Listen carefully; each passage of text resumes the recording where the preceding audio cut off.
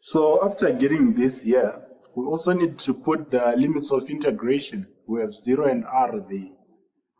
And then we also need to, okay, we'll do that soon. We need to remove this k and put its value. Remember, k is equal to 1 over 4 pi epsilon naught, where epsilon naught is the permittivity of free space. So what we're going to do now is we're going to plug in our limits of integration. Here we're supposed to have an I hat. We know the electric field is in the I direction, but okay, well, let's leave that for now, right? So we are going to have our E there as what? We're going to have our E as, if we plug in that limit of integration, we'll get 2 pi kx sigma on the numerator with the negative sign, that negative sign there. So we are then going to say all over the square root of x squared plus. We are plugging in the upper limit, which is what? R. So we get r squared. And then when we plug in the lower limit, what do we get? We get a minus. We're subtracting whatever we get from plugging in the lower limit. And we also have a negative sign inside the bracket, which is that negative sign there. So what are we then going to do? We are going to say 2 pi kx sigma over the square root of what? The square root of x squared. It's supposed to be x squared plus 0 squared, right? Because now our r is 0. So we're going to have something like that there. So what's going to happen? We are then going to say our E is going to be what? Our E is going to be, if we look at this part here, the x squared that's on the denominator there, the square root of x squared is just x, so it cancels with that x there. So we are then going to get on that part 2 pi k sigma. The x is gone, right? And then on this part we still have, the reason why I'm not putting a negative there is that negative and that negative will give us a positive, right? So that means this term becomes positive and it's just this term over here. So I'm then going to say minus, this one still has a negative sign. I'll say 2 pi k x, the x is still there also for that term, sigma over the square root of x squared plus r squared. So now what do we do? We factor out, let's factor out 2 pi k sigma.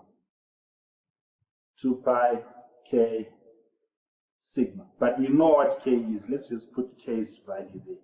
Let's put 2 pi sigma over, so this is our E, 2 pi sigma over 4 pi, because k is 1 over 4 pi epsilon naught.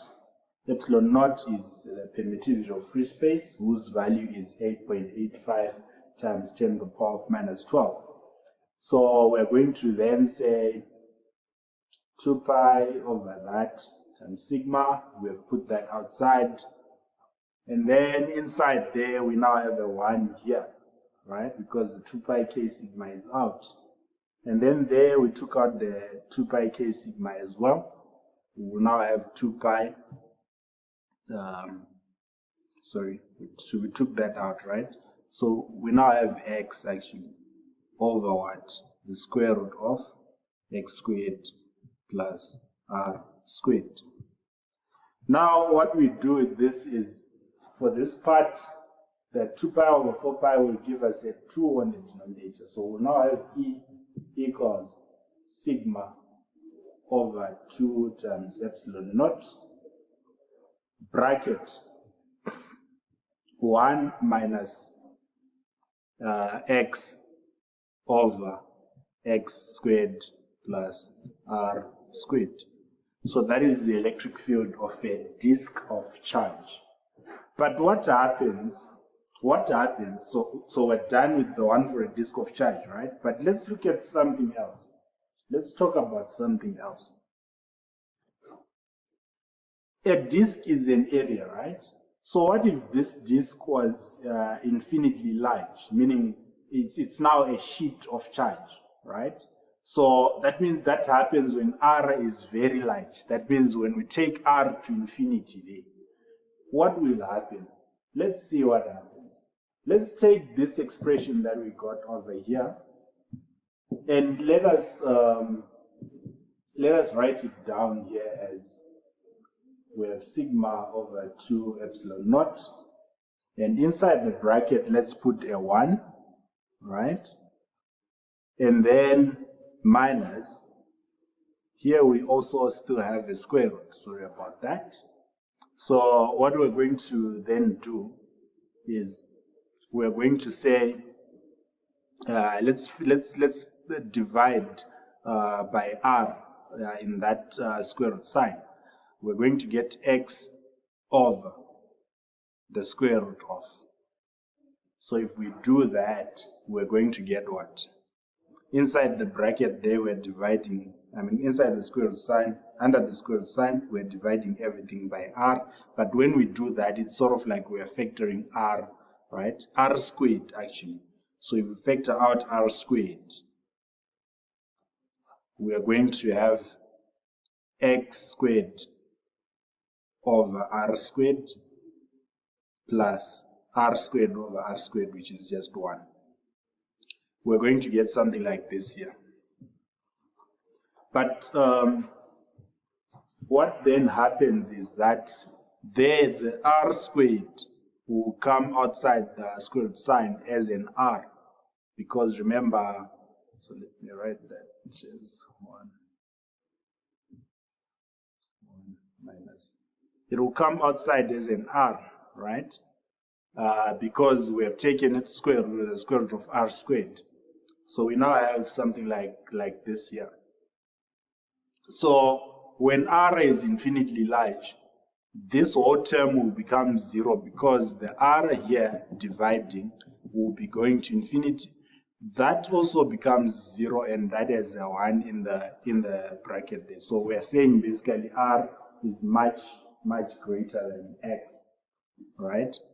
So in that case, what will then happen is we'll have x over r will actually be 0, and that thing will just be 1, the one that's under the square root sign. So that gives us a 0 and a 1 there. So our electric field will just be sigma over 2 epsilon naught. So this is the electric field of a sheet of charge, as we will see again in chapter 22. So this is for a sheet of charge.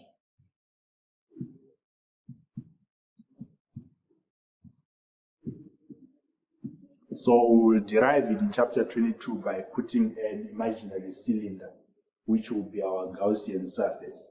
But we will look at that when we get to chapter 22. So yeah.